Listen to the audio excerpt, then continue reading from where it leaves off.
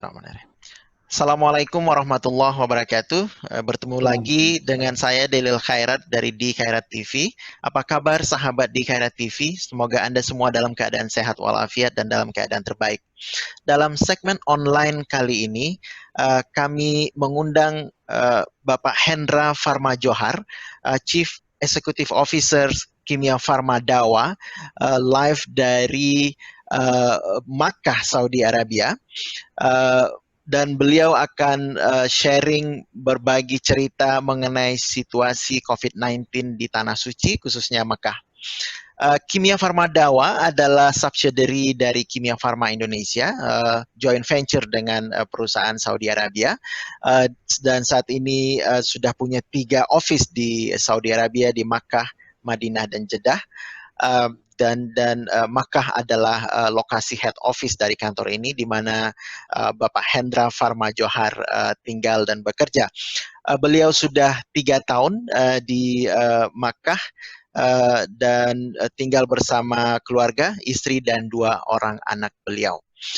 Saya akan memanggil Uda Hendra saja karena Bapak Hendra ini dari Sumatera Barat, lebih mudah dipanggil Uda, dan agar diskusi kita juga berlangsung lebih cair. Assalamualaikum Uda Hendra. Waalaikumsalam warahmatullahi wabarakatuh, Pak Delil. Alhamdulillah. Alhamdulillah. Atas nama Di Khairat TV, saya mengucapkan terima kasih atas kesediaan Uda Hendra di interview kali ini untuk channel kami. Berbagi cerita mengenai situasi pandemi COVID-19 di Tanah Suci. Mungkin pertanyaan pertama saya, Uda Hendra, barangkali Uda Hendra bisa summarize sedikit bagaimana situasi pertama pandemi COVID-19 ini tiba di Makkah, dan apa yang udah observasi, udah lihat perubahan kehidupan di Makkah yang udah alami juga sejak saat itu hingga kini. Silakan Uda. Baik, terima kasih Pak Delil atas undangannya. Saya diajak gabung untuk saling berdiskusi dan bercerita pengalaman kami selama di Mekah terkait dengan wabah COVID-19 di Mekah. Pertama kali kita pengaruhnya ada terhadap masyarakat Mekah, termasuk Kingdom Saudi Arabia. Itu adalah di akhir Februari, di mana secara tiba-tiba, kita mengatakannya secara tiba-tiba, bahwa kerajaan Saudi Arabia membatalkan beberapa jamaah umroh yang rencananya mau berkunjung ke Indonesia, ke Mekah dan Madinah. Yeah. Itu terjadi akhir Februari. Itu pertama kali kita mendapatkan informasi tentang efek dari COVID-19 di Saudi Arabia. Yeah. Selanjutnya setelah itu mungkin akhirnya apa yang terjadi dari akhir Februari sampai pertengahan Maret itu hanya kondisi di Mekah terutama hanya menunggu jamaah umroh yang ada di Mekah untuk kembali ke tanah air mereka masing-masing. Oke. Ya. Lalu setelahnya, itu tepatnya sekitar tanggal 15 Maret, ya, kerajaan mengumumkan terjadinya lockdown di Saudi Arabia. Jadi lockdown pertama kali diperlakukan jam malam, ya, curfew itu pertama kali jam malam dari jam 8 malam sampai jam 6 pagi. Oke. Di sini tidak boleh ada pergerakan itu masyarakat, ya, baik di kota maupun pergerakan masyarakat antar kota. Yeah. Jadi lockdown pertama ada lockdown kota. Jadi kota tidak boleh masyarakat antar kota, dan khusus dari jam 8 malam sampai jam 6 pagi tidak ada kegiatan apapun. Yeah. Kecuali kegiatan-kegiatan emergensi seperti rumah sakit dan apotek. Mungkin itu hanya yang diperbolehkan. Yeah. Nah, lalu selanjutnya terjadi lagi perubahan, lockdown lagi dari jam 3 sore sampai jam 6 pagi, dan sampai akhirnya terjadi lockdown 24 jam. Oke. Ya, lockdown 24 jam ini cukup lama, ya, mungkin lebih, hampir dari 2 bulan terjadi. Artinya kita, penduduk Mekah, tidak boleh keluar rumah, ya, hanya boleh keluar rumah dari jam 3 sore, dari jam 6 pagi sampai 3 sore hanya untuk membeli kebutuhan pokok.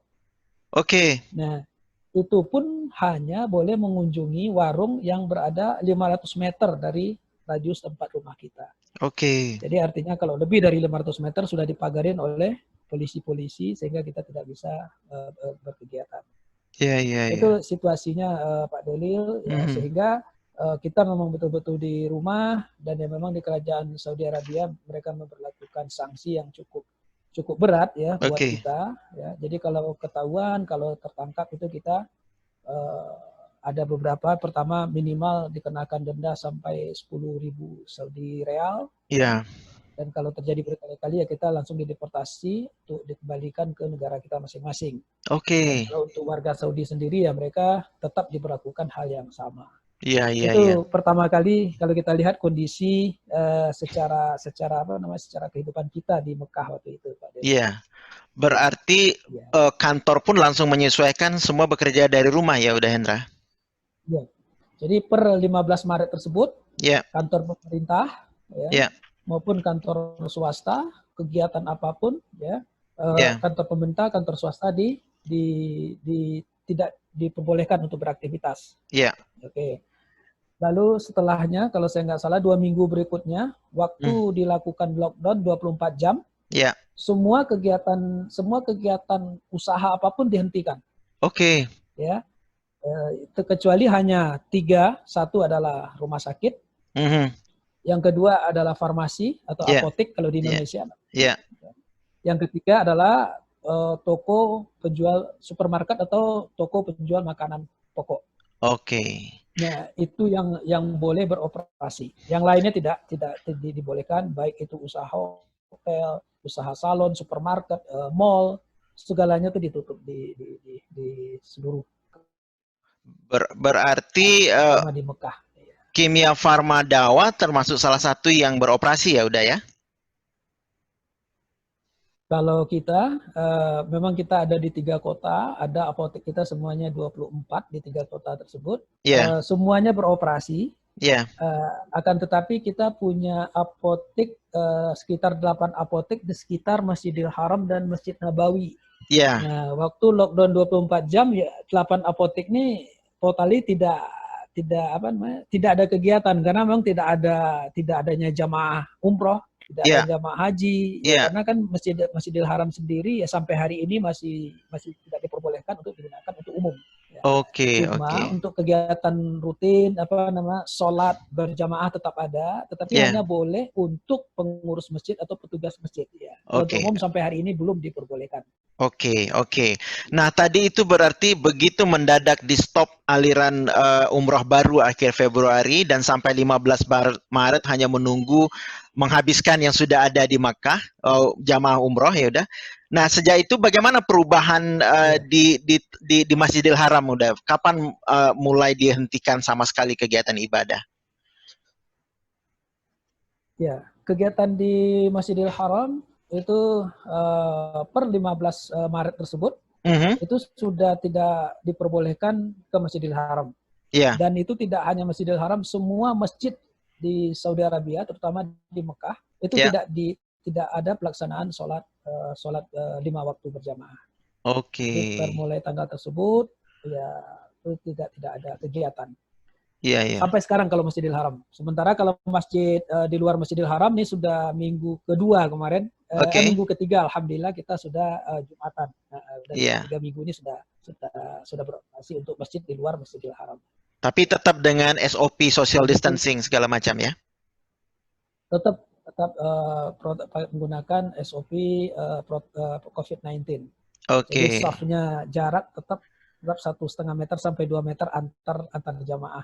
Iya. Jadi sudah tidak ada lagi lurus dan rapat ya, itu nggak ada lagi. Iya. Iya. Kami sendiri sampai hari ini masih seperti itu. Iya, saya sendiri baru Jumat kemarin mulai sholat Jumat lagi pertama kali di Malaysia. Sebenarnya sebulan terakhir sudah mulai sholat Jumat, tetapi untuk foreigner seperti saya belum dibuka waktu itu. Sekarang kita sudah dibolehkan. Alhamdulillah. Okay. Ya, cuman kalau di sini ya kalau aturannya jarak ya semua masjid tuh sama.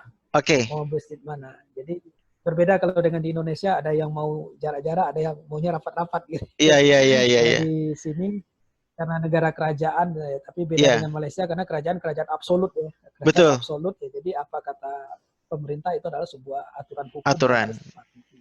Iya, iya. Iya, Sebenarnya itu situasi itu secara bagus untuk situasi pandemi ini ya, semua disiplin begitu. betul betul. Iya, iya. Nah, Insya Allah. udah Hendra sebagai yang sudah tinggal reside di Makkah selama 3 tahun terakhir, tentu sudah mulai banyak mengalami melihat situasi Makkah, terutama eh, Jemaah umroh sepanjang Ramadan, kemudian musim haji. Nah, apa yang udah Hendra rasakan yang apa namanya? Bagaimana perasaan udah selama Makkah berada di bawah pandemi ini? Apa yang hilang? Apa yang berbeda begitu udah? Baik, ini memang satu pertanyaan yang cukup cukup mengena ya kalau menurut Iya, saya. Kalau secara pribadi memang kerinduan untuk tawaf itu luar biasa. iya, Karena kita ya terutama saya dengan istri selalu rutin kita ya minimal 3 kali, kadang hampir 4 kali sehari gitu kita tawaf pagi hari gitu iya, untuk menikmati suatu ibadah yang kita tidak miliki di tempat lain. iya, Ya, kita lalu sholat berjamaah, Jumatan kita juga seringnya ke Masjidil Haram.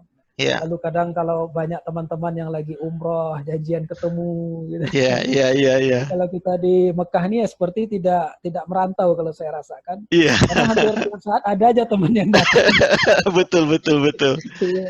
Iya, Eh, lalu ya memang karena multinasional banget gitu ya, jadi bahasanya bahasa apapun, bahkan mereka kadang juga kita berbahasa Indonesia, sebagian besar juga memahami gitu ya. betul, betul. Bahasa bahasa sehari-harinya adalah menggunakan bahasa Arab Amiyah, bahasa Arab pergaulan ya. Iya, iya. Berbeda dengan bahasa Arab pesantren kalau kita belajar gitu ya. Iya, iya, iya, iya, iya. Iya. Nah, jadi itu yang hilang sebenarnya Pak Delil, Iya, kenikmatan yang kita untuk beribadah. Ya sampai hari ini kita untuk mau menginjakkan kaki di pelataran Masjidil Haram saja tidak diperkenankan. iya, iya, Di iya. sini terjadi introspeksi pada diri kita, ya mungkin ya kita tetap melihat bahwa tidak ada sebuah kejadian pun itu tanpa dari izin Allah. Jadi sini Betul. kita ya beristighfar, ya, kita berdoa semoga Allah Ta'ala masih mengizinkan kita untuk dapat bersimpuh berdoa di Masjidil Haram. Iya, Itu secara pribadi. Ya. iya, iya. Kalau secara bisnis ya mungkin kalau bisnis kami itu adalah mayoritas adalah sekarang ini masih kegiatannya di apotek gitu ya. Iya, Dan dari apotek yang kita miliki memang 60-70% dari revenue kita itu berasal dari apotek-apotek yang berada di Masjidil Haram. oke. Terutama di musim Ramadan dan di musim Mhm. haji. Ya. Iya, Jadi kalau kita perbandingkan dari sisi revenue-nya, kalau bulan biasa mungkin kita dapat 1, kalau iya, di Ramadan itu kita bisa dapat 2-3 kalinya. iya, Nah, iya, kalau di iya. musim haji kita bisa dapat 4-5 kalinya. Iya, Nah, iya, ini iya. begitu tidak ada tuh sangat sangat terasa sih buat kita. Ya, jadi secara bisnis pun ini menjadi pukulan buat kita. Walaupun Betul. sih secara growth ya Iya, dibandingin tahun lalu kita masih ada bertumbuh. Tetapi iya, tentu target kita menjadi apa namanya? Menjadi tidak tercapai sehingga kita harus melakukan revisi terhadap target kita sebagai iya, perusahaan. iya. Tapi ya di samping itu ya tetap aja kita bersyukur ya. Alhamdulillah kenapa? Karena dari sekian bisnis yang ada di Mekah yang masih bisa jalan ya yang 3 tadi saya katakan, Betul. rumah sakit masih, apotek masih dan sembako. Iya, iya, iya. Walaupun kalau kita lihat apotek-apotek kita yang di luar Masjidil Haram misalnya seperti yang di Jeddah atau yang Iya, jauh dari Masjidil Haram atau yang tidak di Masjidil Nabawi di Madinah itu iya, ya justru performanya jauh lebih bagus dari sebelum-sebelumnya. iya, Jadi iya, secara iya. kuantitas ya total ini tetap menjadi secara bisnis tetap berpengaruh terhadap bisnis kita Pak Dede. Iya, iya. Demikian mungkin dua hal Iya, yang kami rasakan iya, selama iya. selama pandemi ini. Iya. Saya berusaha membayangkan, saya ke Mekah cuma kalau haji atau beberapa kali umroh saja. Eh, Iya. jadi berarti saat ini Mekah menjadi lengang sekali udah ya? Sangat lengang sekali. Oke. Masjidil Haram itu tidak ada. Kemarin jalan-jalanan itu sangat sepi sekali. Masya Sangat Allah. tidak ada. Karena juga beberapa pekerja yang mungkin kalau dari Indonesia biasanya mutawif ya, pemandu Ya, haji, ya pemandu betul. umroh gitu kan. Mhm, ya, Atau juga pekerja-pekerja yang tadi bekerja di toko atau bekerja di apa namanya di perusahaan-perusahaan yang kecil lah di Saudi iya, Arabia, tidak perusahaan menengah dan kecil. iya, Itu kan dia mempekerjakan ini orang dari luar, betul. mayoritas kan dari Pakistan, dari Bangladesh dan India. Nah, itu Iya, yang mereka ini dalam 3 bulan ini pulang ke negara masing-masing betul, karena usahanya di sini tutup ya. Kalau untuk mutawif yang menjadi pemandu umrah tentu sudah tidak ada umroh dan haji, betul. sehingga sekarang ini sangat terasa sekali lengang ya, apalagi terutama di daerah Masjidil Haram. Iya, iya, Sangat betul, lengang betul. sekali. Sangat lengang. Itu. Agak sulit membayangkan ya, Masjidil Haram lengang begitu. Itu kayaknya Itu. sesuatu yang sulit dicerna begitu ya udah ya. Iya, Eh, Masya Allah. Kalau Allah berkehendak seperti Allah ini Ustaz. berkehendak, betul. Hanya Masya karena Allah. makhluknya yang kecil tak terlihat, semua jadi berubah. Semua jadi Iya, terhenti. subhanallah. So, ya. Iya, iya. Udah Hendra, bagaimana pengaruhnya ke anak-anak, sekolah dan sebagainya udah? Oke.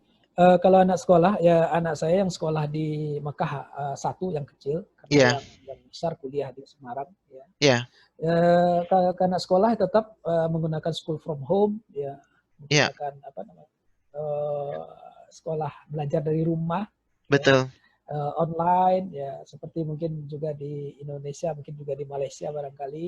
iya, Itu yang terjadi ya, ya walaupun sebenarnya kalau kita lihat kan online itu mungkin ada yang hilang barangkali ya di dalam betul, interaksi satu sama lain gitu ya. Di dalam cara apa namanya bersikap dan lain-lain mungkin itu yang hilang barangkali.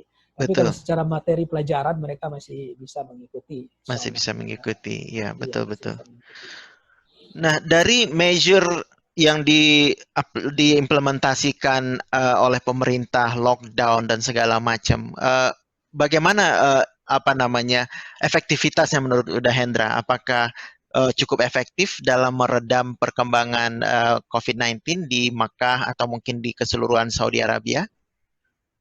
Iya, memang kalau kita lihat dari angka terinfeksi dibandingkan angka yang sembuh atau dibandingkan juga dengan angka kematian, Ya, memang kalau angka kematiannya cukup kecil sebenarnya Saudi Arabia. Tetapi saya nggak tahu kalau di Malaysia bagaimana. Kalau di Saudi Arabia ini dia melakukan tes hampir sehari itu sekitar 54.000, 50.000 lebih. oke, Jadi dia oke, melakukan tes itu tidak hanya kepada orang yang apa? Orang yang kalau di Indonesia ada istilahnya orang tanpa gejala, ada betul, apa?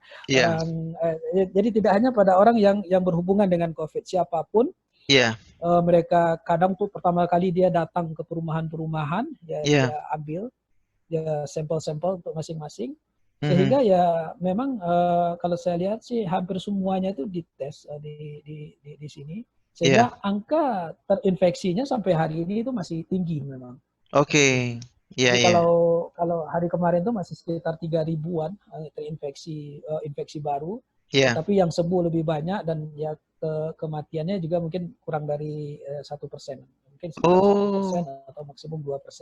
Oh, Ya, bagus sekali, iya. jadi kalau saya lihat, jadi kalau saya lihat memang modelnya seperti itu.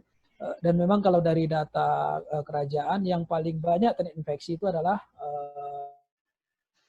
apa namanya, pendatang, artinya bukan warga negara Saudi sendiri, ya, warga Hmm, negara Saudi. Karena memang di sini kalau bukan warga negara Saudi kan tinggalnya di apartemen-apartemen, ya, iya, terutama kalau di daerah-daerah padat ya seperti di Jeddah, di Mekah dan iya, di Riyadh itu kan cukup cukup padat. Ya. Di 3 kota tersebut lah yang banyak infeksi-infeksi yang masih ada. Ya. oke, oke, Sehingga beberapa kali pengunduran yang tadinya haji akan dibuka ternyata tidak, ya sehingga kan sekarang haji hanya untuk yang tinggal di Saudi Arabia betul, hanya dibuka untuk 1.000 orang saja, oke, 1.000 orang saja, dan kuota itu juga hanya digunakan 300 untuk petugas haji yang berasal dari Saudi, mungkin untuk perawat, untuk dokter, untuk keamanan. Dan Iya. 700-nya lah yang di luar orang Saudi Arabia. Artinya apa? Yang haji saat ini orang Saudi Arabia sendiri atau itu hanya petugas haji. Sementara yang 700 lagi itu dari berbagai negara yang bisa mendaftar secara online. Masya Allah. Jadi Hanya 1.000 saja tahun ini. hanya 1.000 orang aja. Jadi untuk apa namanya, ada yang wukuf di Arafah gitu. Iya, untuk syiarnya aja supaya terjadi bahwa haji tetap tetap dilaksanakan. dilaksanakan sebagai Iya, syarat saja begitu ya. syaratnya saja. Masya Allah. Ini Jadi dari jutaan orang setiap tahun berkumpul di musim haji, ya, hanya 1.000 iya, orang sekarang. hanya 1.000 orang rencananya, Masya Allah. Masya Allah. Jadi bukan kabar gembira juga bagi siapapun baik orang Saudi maupun non Saudi di di dalam Saudi ya, karena cuma 1.000 kuotanya, tentu untuk bisa Betul, jadi satu orang bagian dari 1.000 itu menjadi sangat-sangat sulit ya. sangat sulit. Dan juga orang-orang untuk mendaftar, Ya, terutama orang Saudi sendiri, mereka ketakutan untuk mendaftar saat ini karena memang kondisinya masih belum stabil. ya. Masih belum stabil. Oke, oke, oke. Jadi seperti penerbangan internasional sampai hari ini juga masih belum buka. Walaupun tadi rencananya 1 Juli mau Ya. diundur 23 Juli. Kemarin Hmm, juga malam sudah diberitahu juga masih diundur sampai waktu yang belum ditetapkan. ditentukan. Oh, oke. Kalau untuk Masjid Nabawi, Ya, mungkin sekitar 1 bulan yang lalu itu sudah dibuka untuk umum. oke. Tapi untuk Masjidil Haram sampai hari ini masih belum. Oke. Gitu, situ. Oh, itu kenapa Jadi tidak Masjid buka. Nabawi bisa dibuka lebih awal itu dah? Ada pertimbangan nggak itu? Karena pertimbangannya kalau Masjid Nabawi kan tidak banyak kegiatan. Kalau Masjidil Oke. Haram dibuka, itu artinya umroh akan ada. Iya, Umroh untuk lokal. iya, iya, iya. Nah, ini yang dikhawatirkan. Ya, Betul. kalau umroh dibuka, mungkin untuk mengatur dalam Iya, kondisi COVID-19 yang masih belum stabil ini agak khawatir kerajaan sepertinya, Pak betul. Dio. Betul, Seperti betul. itu kalau kita lihat Iya. kenyataan itu. Iya, Iya, karena Masjid Nabawi tidak, ya hampir sama dengan masjid-masjid pada umumnya ya. Lebih mudah untuk betul. melakukan pengaturan social distancing juga. Pengaturan. Tetapi kalau Masjidil Haram memang ya karena kegiatan tawaf, kegiatan sa'i agak sulit Kalau memang untuk ya, menjaga itu. Ya saya ya bisa dipahami. iya, Betul betul. iya. Jadi sekarang itu saat ini Saudi dalam statusnya apa itu? Udah masih lockdown atau apa namanya? Apakah sudah recovery dan sebagainya atau apa? Mereka lockdown negara tapi ya. Iya. Mhm. Tapi orang luar tidak bisa masuk ke Saudi sekarang Oke. sampai ini belum bisa. Walaupun orang yang punya iqomah, orang yang punya izin tinggal Saudi, kalau dia bukan Saudi itu kan tidak bisa masuk ke Saudi Arabia saat ini. Jadi Iya. masih lockdown negara dia kalau saya istilahkan seperti itu. Oke, Nah, oke, tapi kalau oke. pergerakan antar kota sudah diperbolehkan, Sudah ya. diperbolehkan, ya. Jam malam sudah tidak diberlakukan lagi, tapi Oke. tetap protap COVID-19 mereka ini kan. Jadi Iya, seperti iya. pakai Masker? masker. Iya. Hmm. Masker tetap. Jadi kalau kita tidak menggunakan masker tetap ada dendanya. Iya. Dendanya itu kalau untuk kita yang non Saudi denda 1.000 Saudi Real dan Iya. dideportasi ke negara kita masing-masing. Jadi memang Oke. cukup cukup Cukup ketat cukup ya. cukup Iya. cukup cukup ketat memang. Ya, Iya. kalau misalnya melanggar itu mereka langsung diinikan, Iya, iya, iya. ditindak dengan Betul. kebijakan kerajaan. Jadi Oke, kalau oke. misalnya di masjid seperti tadi, kalau di kayak kita di kantor itu juga tidak boleh masuk 100%, harus Hmm. gantian, hanya Iya. 30 sampai 50%. Iya. Dan di tempat-tempat lain juga seperti itu, Iya. pengaturnya seperti itu. Nah, saat Sekarang ini apakah bisnis-bisnis selain yang emergensi, rumah sakit, apotik dan supermarket itu sudah mulai dibuka atau belum udah? sudah mulai dibuka sekarang. Jadi seperti Oke. rumah makan sudah mulai dibuka lagi, Oke. mall juga sudah mulai dibuka, Iya, ya, iya. hotel yang barangkali eh, yang terasa banget sampai hari ini belum ada Betul. pengunjungnya, terutama di Betul. sekitar Masjidil Haram. Ya. Betul tentu ya.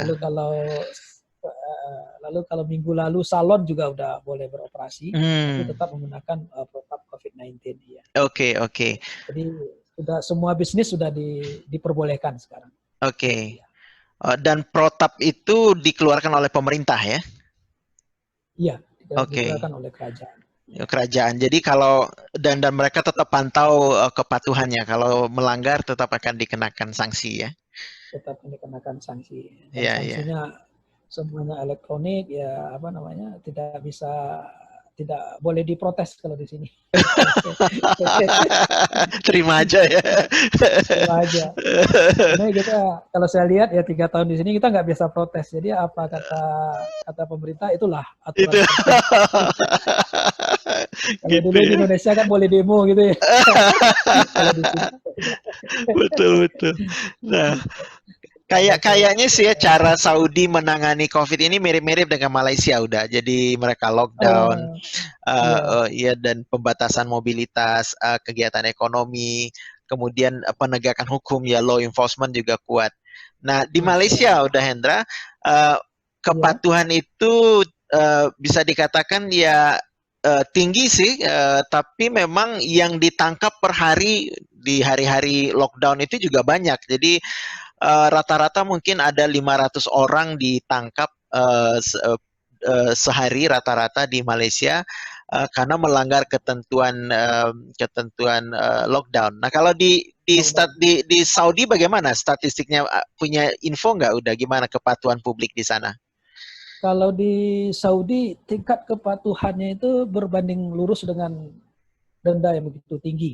Oke. Jadi ya kalau waktu lockdown, kalau ketahuan ketahuan itu 10.000, 10.000 itu kalau dirupiahkan itu cukup cukup cukup berat lah, sekitar 40 juta kalau 40 dirupiahkan. juta, iya iya Dan, iya. iya, dan itu ya langsung langsung menjadi hutang. Dan kalau kita suatu saat berhubungan, misalnya mau memperpanjang izin tinggal, kita memperpanjang urusan apa segala macam, ya Iya, kita harus harus harus membayar ini. oke. Ya, jadi tingkat kepatuhannya cukup tinggi. Jadi kalaupun ada beberapa orang yang melanggar, begitu dapat SMS langsung lemas itu biasanya. Jadi tidak perlu ditangkap, tidak perlu tidak perlu dipenjarakan. Jadi kalau sudah dapat SMS langsung lemas, udah nggak berani ngapa-ngapain lagi, kayak kayak yang sudah seperti apa gitu. Masya Allah. Eh, jadi kalau kita lihat beberapa teman itu, aduh saya dapat SMS, ada yang kirim, aduh dapat SMS gitu ya. Jadi memang karena sistemnya seperti itu, mereka mereka ini. Iya Tapi iya. kalau saya lihat ya, kalau kalau apa, pemantauan kan di terutama di Mekah Iya. itu kan kamera di mana-mana, Iya. kamera kamera di mana-mana. Jadi ya kalau untuk berbuat apa, polisi juga ada di mana-mana gitu Iya ya. iya. Kalau polisi nangkap kan hanya cukup pakai sidik jari aja, cek ya udah kamu udah terekam semua kesalahan kita dan segala macam. Jadi Oke. tingkat lalu juga tidak terbiasa untuk berdebat. Jadi Oke. kalau sama polisi, kalau udah ini aturannya, jangan coba debat. Debat juga kita nggak akan didengar sama dia. Karena stylenya kan seperti itu. Bahwa pemerintah raja itu adalah sebuah aturan, Ya, ya kita ya sebagai rakyat yang tinggal di sini ya hanya menerima saja. Gitu. menerima saja ya. Masya Allah. Kira-kira, kira-kira, ya. Oke. Karena efek dari denda yang cukup tinggi kalau Iya saya lihat iya. seperti itu. Iya iya. Nah, udah kalau di Malaysia ya kita bandingkan lagi ya saya share eh, pekerja migran, terutama tenaga kerja Indonesia yang bekerja di sektor informal itu sangat terdampak karena begitu lockdown, di sini disebut sebagai PKP, Perintah Kawalan Pergerakan. Itu kan kegiatan ekonomi berhenti. Nah, mereka yang gajinya itu gaji harian, itu langsung nggak ada income udah Hendra. Nah, kurang lebih situasinya di Nah, Saudi Arabia gimana itu udah? ya. Kalau di Saudi Arabia untuk yang harian ada tetap sama, ya. Ya, Kalau di Mekah terutama, kalau yang harian itu kan lebih banyak saya sampaikan tadi adalah mutawif sebenarnya, kalau yang dari Indonesia kita lihat ya teman-teman. betul. Ya, kalau kalau kayak seperti kita lah, atau seperti apa, nah, pemerintah Saudi Arabia tersebut dia memberi kewenangan kepada perusahaan Mhm. bahwa memperbolehkan memotong income karyawan sampai maksimum 40%. Ya. Oke, Dan kalau untuk orang Saudi Arabia maksimum boleh 60%. oke, Ya. Tetapi kalau untuk warga Saudi Arabia yang 60% ini diganti oleh pemerintahannya. Jadi oke. misalnya kita punya karyawan di Farma orang Saudi, Ya, kita potong income-nya 60%, tapi ya, 60% ini dibayarkan oleh pemerintah, oleh pemerintah. kerajaan. Ya, Ya, tapi kalau yang non Saudi dipotong Mhm. tidak diberikan bantuan oleh kerajaan. Itu kalau yang Oh, sektor formal, baik itu pegawai negeri atau iya, pegawai-pegawai hotel di sini kan cukup banyak, Pak Delil, iya, hotel berbintang 5 dan segala macam tersebut. Ya. iya. Tapi kalau hotel bintang 3, hotel-hotel kecil ya udah langsung di ini tutup, ya mereka sudah tidak bisa ngapa-ngapain lagi. Dan Oke, juga kerajaan masih memberikan sebuah jaminan bahwa tidak boleh melakukan pemecatan karyawan sampai 6 bulan dari bulan Februari tersebut. oke, Nah, begitu ya untuk yang perusahaan-perusahaan besar. Tapi kalau perusahaan-perusahaan yang seperti tenaga harian tadi, ya mereka otomatis sudah tidak mendapatkan apa-apa. oke. Jadi ya memang kita kasihan sekali, Pak Delil. Ya misalnya Iya, tadi kita bercerita tentang anak-anak kita sekolah dari rumah menggunakan internet gitu ya. iya, Nah, kadang sebagian dari teman-teman kita, karena anak saya sekolahnya di sekolah Indonesia di sini di iya, Mekah, iya. itu beberapa teman-teman yang jadi mutawif hanya untuk beli kuota internet pun bagi mereka sebuah masalah jadinya. Betul, betul, betul, Ya, betul. demikian. Karena memang kehidupan kehidupan karena haji dan umroh. Ya, apalagi Betul. musim haji ini adalah musimnya kita panen biasanya. Iya, iya, Dan iya, ini iya. sangat berpengaruh pada Iya, iya. ini memang suatu ya saya ya kita miris dan kasihan sebenarnya melihat situasi yang ada saat ini di Mekah ini untuk teman-teman kita terutama saudara-saudara kita dari Indonesia Iya, yang iya. bekerja di sektor informal seperti Informal. itu. Dan Iya, mereka sebagian besar memang iya. sebagai mutawif. Apa ada profesi lain udah yang informal ini? Yang ya paling banyak tuh ya mutawif lalu yang bekerja di hotel. Oh, di Yang hotel bekerja tadi di ya. hotel yang saya sampaikan tadi, kalau di hotel bintang 5 ya mereka dirumahkan istilahnya Iya. ya. Lalu disuruh pulang ke Indonesia. Oke. Nah, nah kalau di sini di kerajaan Saudi Arabia ini ada sebuah aturan. Jadi kalau seorang cuti meninggalkan kerajaan di sini, Iya. kalau lebih dari 2 bulan itu perusahaan tidak wajib membayar gajinya Oke. sampai Oke. dia kembali lagi. Ya, Dia kembali ya. lagi. Nah, Iya, jadi iya. jadi kalau teman-teman yang sekarang mungkin diberlakukan seperti itu, ya berarti dia tidak terima gaji setelah 2 bulan.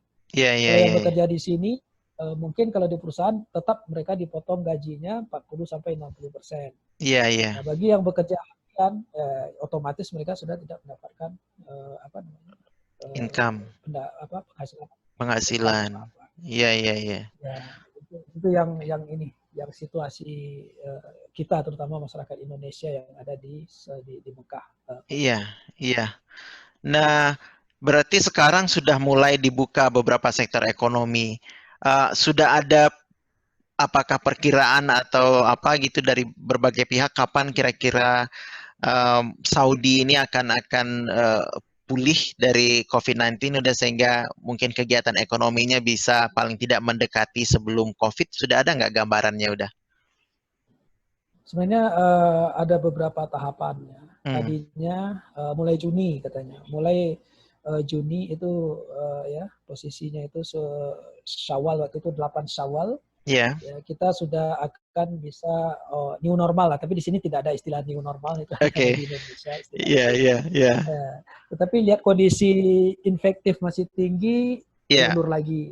Lalu diundur Oh, ke 1 Juli. Nah, iya, 1 Juli tadi rencananya bahwa sekarang kan semuanya udah dibuka, semua iya, kegiatan sudah dibuka. Nah, iya, sekarang akan dibuka, yang belum dibuka kan lockdown ini untuk internasional orang datang ke Saudi Arabia. Baru betul. akan dibuka penerbangan 1 Juli. Ternyata begitu lihat situasinya diundur lagi ke tanggal 23 Juli. Hmm, Begitu tadi malam kita juga ada baca lagi bahwa informasi akan ditunda lagi sampai belum waktu yang ditetapkan. oke. Nah, minggu lalu kita dapat informasi insya Allah 1 Rabiul Awal. 1 Rabiul Awal itu sekitar tanggal 18 Oktober kalau saya nggak salah. Ya, saya lupa Oke. bulan Masehi. Iya. Itu akan dibuka kembali umroh. Nah, itu Hmm, informasi-informasi. Tetapi keputusan ini akan ditinjau kembali jika iya. situasi belum memungkinkan. Oke. Tetapi dari beberapa kita bercerita dengan beberapa teman ya, dengan Iya, beberapa teman yang terus di dalam masalah ini, iya. ya kemungkinan untuk berkunjung ke Saudi sampai akhir tahun ini sangat kecil. Sangat kecil. Kalaupun nanti di Oktober dibuka kunjungan, ya mungkin hanya untuk kunjungan umroh, tapi itu pun dalam jumlah yang sangat terbatas. Terbatas, betul. Oke. Walaupun ini seminggu, kalau sebelumnya Kak Delil, jumlah terinfeksi dengan yang sembuh itu lebih tinggi yang terinfeksi. Iya, iya. Nah, ini dalam 1 minggu belakangan, itu yang sembuh lebih banyak tadi terinfeksi. Kita berharap nih kurva ini tidak berubah lagi, ya sehingga saatnya nanti dengan targetnya kerajaan di 1 Rabiul Awal sekitar pertengahan Oktober tersebut, ya insya Allah ya musta'an, insya Allah bisa dibuka kembali penerbangan internasional. Mudah-mudahan tren itu terus terjadi, ya. Amin, insya Allah. Ya, karena kalau tren itu terus bisa dipertahankan, yang sembuh lebih tinggi daripada terinfeksi baru, maka tentu jumlah aktif yang akan terus menurun, begitu ya. Insya Allah. Oke, seperti yang kami lihat di Malaysia saat ini jumlah aktif sudah sangat rendah. Di Malaysia misalnya sudah 97% yang terinfeksi itu sembuh. Jadi ya, kemudian tingkat kematian juga sekitar sama dengan Saudi, sekitar 1,2 atau 1,3%. Dan tapi belakangan tiga pekan terakhir hanya ada penambahan 1 kematian gitu. Jadi sudah cukup bagus. Mudah-mudahan ini juga bertahan di Malaysia juga begitu. Iya, iya. Wah, ini jadi dari cerita Uda Hendra tadi saya bisa lihat pemerintah atau kerajaan Saudi Arabia juga tidak menjanjikan akan kapan akan dibuka dan seterusnya, karena sepertinya mereka betul-betul membuat keputusan berdasarkan situasi terkini begitu, Uda ya. Jadi mereka akan merubah kebijakan apabila itu diperlukan begitu ya. Diperlukan. Betul. Cukup hati-hati. Cukup hati-hati. Betul. Iya. Udah Hendra, kayaknya kita ngobrol sudah cukup lama. Ini sudah 30 menit lebih barangkali. Alhamdulillah, luar biasa. Ceritanya menarik sekali, apalagi ini terkait dengan Tanah Suci. Tentu banyak kawan-kawan kita di tanah air dan di mana saja berada tentu ingin mendengar kabarnya. Sebelum kita tutup, Uda Hendra, mungkin ada informasi atau closing remark dari Uda Hendra, pesan untuk audiens di Khairat TV barangkali? Oke, terima kasih Pak Delil. Ya mungkin para pemirsa khususnya di Khairat TV, ya, terutama untuk masyarakat Indonesia yang di seluruh tanah air ya. Dan wabil khusus lagi bagi jamaah haji tahun 2020, ya tentu ini sebuah peristiwa yang tanpa dapat kita prediksi sebelumnya. Betul. Ya, dapat kita prediksi. Kita bisa rasakan mungkin Pak Delil kalau kita sudah siap-siap untuk berhaji ternyata tidak diperbolehkan gitu ya. Apapun sebenarnya kalau kita lihat kejadian ini tidak akan terjadi kecuali atas izin Allah. Betul. Kita berdoa. Jadi ada poin-poin satu adalah untuk menghadapi COVID-19 ini, satu ya kita harus disiplin memang sebagai sisi kita sebagai masyarakat. Ya. Betul. Dan yang kedua untuk pemerintah harus tegas memang. Betul. Karena dua ini sangat berpengaruh. Ya, mungkin seperti yang Pak Deli sampaikan di Malaysia, mungkin mirip dengan di Saudi Arabia, bahwa dua sisi kepatuhan masyarakat dan ketegasan dari pemerintah itu sangat penting. Betul. Ya, mungkin kalau untuk urusan gini mungkin Malaysia negara kerajaan, Saudi negara kerajaan kayak lebih cocok stylenya kerajaan digunakan daripada stylenya demokrasi. Betul. Ini pesan yang harus diperhatikan ya, kita harus disiplin dan harus patuh, dan pemerintah harus tegas. Betul. Yang paling penting ya kita harus berdoa kepada Allah Subhanahu wa taala semoga wabah ini segera diangkat. Amin. Kita bisa lagi melakukan kegiatan terutama untuk beribadah. Tentu teman-teman masyarakat pengen sekali ke Tanah Suci. Kerinduan untuk melihat Ka'bah. Betul. Ya mungkin kalau masyarakat Indonesia ribuan kilo jaraknya. Saya yang hanya 3 kilo aja sudah tidak bisa melihat Ka'bah. Iya, betul. Suatu situasi yang tidak dapat kita prediksi sebelumnya. Betul. Insya Allah kita selalu berprasangka baik bahwa setiap kejadian tersebut tentu ada hikmahnya buat kita insya Allah. Insya Allah. Barangkali itu dari saya Terima kasih sekali saya diundang dalam bincang-bincang sore. Sore kalau di Saudi mungkin malam Ya, mungkin di malam di Indonesia dan di Malaysia. ya. Mudah-mudahan ada bermanfaat untuk kita semua, insya Allah. Barangkali demikian Pak Taufik Amin. dari saya. Terima kasih udah Hendra. Saya juga mengucapkan terima kasih atas kesediaan dan ceritanya yang menarik dan menyentuh bagaimanapun, terutama bagi umat Muslim seluruh dunia yang tanah sucinya saat ini terhenti berkegiatan karena COVID-19 pandemi. Ya mudah-mudahan apa yang udah sampaikan tadi bermanfaat bagi kita semua, juga bagi siapapun yang menyaksikan program ini. Saya doakan insya Allah mudah-mudahan Uda dan keluarga di Makkah juga tetap sehat walafiat. Mudah-mudahan Amin. situasi di Makkah juga cepat pulih, cepat kembali normal, sehingga kerinduan untuk kembali beribadah di Masjidil Haram dapat segera terpenuhi bagi kita semua umat Amin. Islam di seluruh dunia. Amin. Terima kasih udah sekali lagi. Semoga bermanfaat. Wassalamualaikum warahmatullahi wabarakatuh. Waalaikumsalam warahmatullahi wabarakatuh. Terima kasih.